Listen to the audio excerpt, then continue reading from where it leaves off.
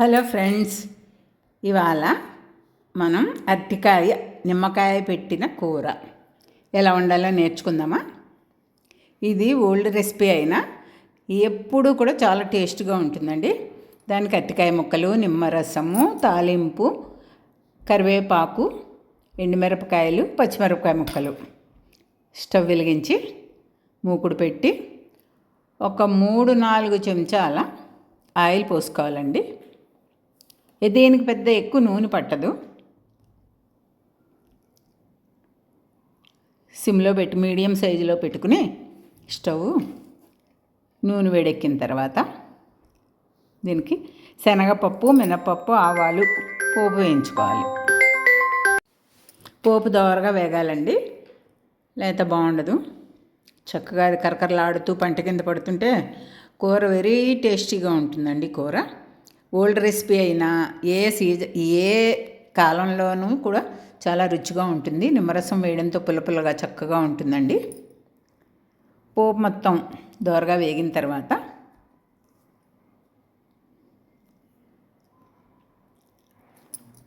పచ్చిమిరపకాయలు, ఎండుమిరపకాయలు, కరివేపాకు ఇవి వేసేసుకోవాలండి.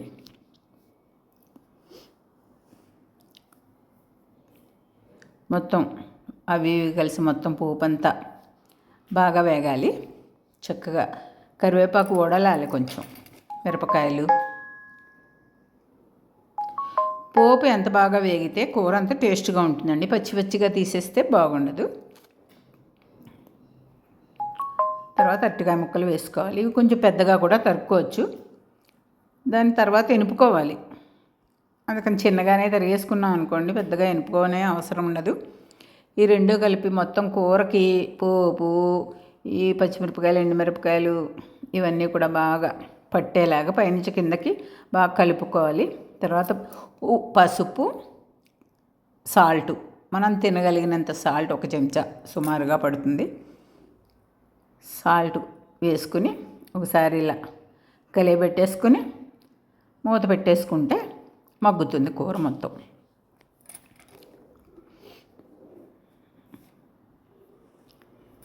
కొంతమంది తాలింపులో పల్లీలు కూడా వేసుకుంటారు. వేసుకున్నా బాగానే ఉంటుంది, వేసుకోకపోయినా కూర చాలా బాగుంటుంది. అలా మూత పెట్టేసుకుంటే చక్కగా మగ్గుతుంది. కొంచెం నీళ్లు పోసుకోండి. కొంచెంగా నీళ్ళు పోసుకుంటే కింద అడుగంటకుండా ఉంటుంది. ఆవిరికి అసలు ఉడుకుతుంది, కానీ అరటికాయ కొంచెం లేతగానే ఉంది. కానీ కొంచెం నీళ్ళ చుక్కలు పోసి మళ్ళీ మూత పెట్టుకుంటే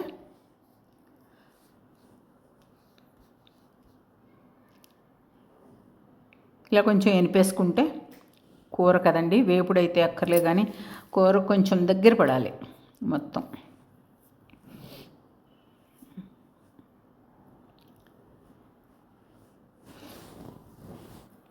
నా చేతిలో ఒక చేతిలో కెమెరా ఉంటుంది, ఒక చేతిలో ఇది స్టాండ్ ఉంది. కానీ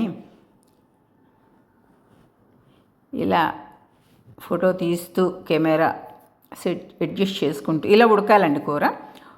అలా మెత్తగా అయిపోయింది కదా కూర మొత్తం. ఇప్పుడు స్టవ్ బంద్ చేసేసుకుని చల్లారిపోయిన తర్వాత నిమ్మరసం వేసుకోవాలి. కూర మొత్తం ఒక 5 నిమిషాలు ఆగి ఆవిరి మొత్తం పోయిన తర్వాత అప్పుడు నిమ్మరసం వేసుకోవాలి.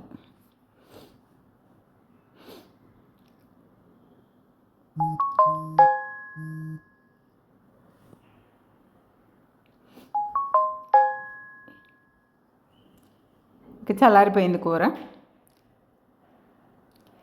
ఇప్పుడు ఈ స్టేజ్లో కొంచెం గోరువెచ్చగా ఉన్నా పర్వాలేదు, కానీ వేడివేడిగా కాకుండా చేదు రాకుండా. ఇది పూర్తి నిమ్మకాయ సైజ్ అంతా కాదు, సగం నిమ్మకాయ కన్నా కొంచెం ఎక్కువగా రసం పోసాను. కూర కొంచెం ఇద్దరికి సరిపోయే కూర మాత్రమే అది. మిగతా చెక్క అలా ఉంచేసాను.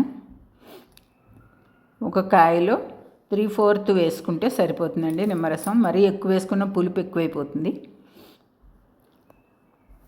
పుల్లపుల్లగా, కారం కారంగా పోపు తగులుతూ ఈ కూర వెరీ టేస్టీగా ఉంటుందండి, చాలా బాగుంటుంది. ఇదే బంగాళాదుంపలు కూడా ఇలాగే వండుకోవచ్చు. ఇవాళ మా ఇంట్లో పాలకూర పప్పు,